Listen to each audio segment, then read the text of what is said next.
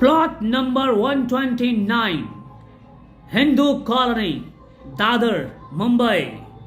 ये जो एड्रेस आपको मैंने बतलाया वो काफी महत्वपूर्ण है इस देश की हर भारतीयों के लिए। वैसे तो लोग कहेंगे ये सिर्फ दलित जातियों के लिए, अनुसूचित जातियों के लिए, अनुसूचित ट्राइब्स के लिए या पिछड़ी जातियों के लिए महत्वपूर्ण है। नहीं भाई, इस देश की हर जनता के लिए, हर भारतीय के लिए ये पता बहुत ही महत्वपूर्ण है।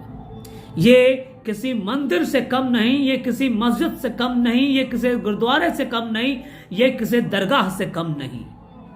इस इमारत की नींव डॉक्टर भीमराव अंबेडकर ने सन 1931 ईस्वी में की और इसका निर्माण पूरा किया सन 1933 ईस्वी में। ये जो बिल्डिंग है जिसे उन्होंने अपने व्यक्तिगत पुस्तकालय के लिए बनवाया था, राजगृह, हर भारतीयों के लिए पवित्र स्थान। आज भारत में बहुत कम ऐसी जगह है जिसकी इतनी बड़ी संख्या में फॉलोअर्स हैं। बाबा साहब अपने परिवार के साथ राजगृह में लगभग 15 से 20 साल व्यतीत किए। लाखों की संख्या में हर साल लोग चैत्य भूमि जाने के पहले राजगृह की दर्शन करने 6 दिसंबर को आते हैं। राजगृह नामक यह इमारत 3 मंजिला इमारत है। ग्राउंड फ्लोर में संग्रहालय है जिसमें बाबा साहब से जुड़ी यादें रखी हैं। यह संग्रहालय हर उम्र के लोगों को आकर्षित करती है, यहाँ आकर प्रेरणा प्राप्त करते हैं।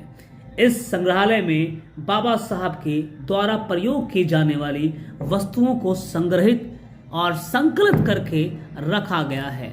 ये वही इमारत है जहां रमाबाई यानी बाबा साहब की पत्नी रमाबाई की मृत्यु सन 1935 ईस्वी में हुई थी। कहा जाता है कि इस इमारत में सन 1933 ईस्वी तक लगभग 8000 किताबें थी और इसकी संख्या सन 1956 ईस्वी में 50,000 हो गई।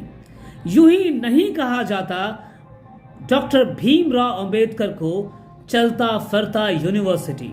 आप समझ सकते हैं इनकी दोस्ती किताबों से थी और किताबें पढ़ना इनका शौक नहीं, कर्तव्य था। और इसी कर्तव्य को पूरा करते हुए इस देश में अनुसूचित पिछड़ी जातियों के उद्धार के लिए काम किया। तो सच्चा ही वो मार्ग है जिसके माध्यम से हम अपने जीवन के हर दुख को दूर कर सकते हैं। इसलिए आज मैं एक बार फिर दोहराता हूं कि अपने आप को सच्चित करो, वही सबसे बड़ा रास्ता है अपनी कामयाबी का।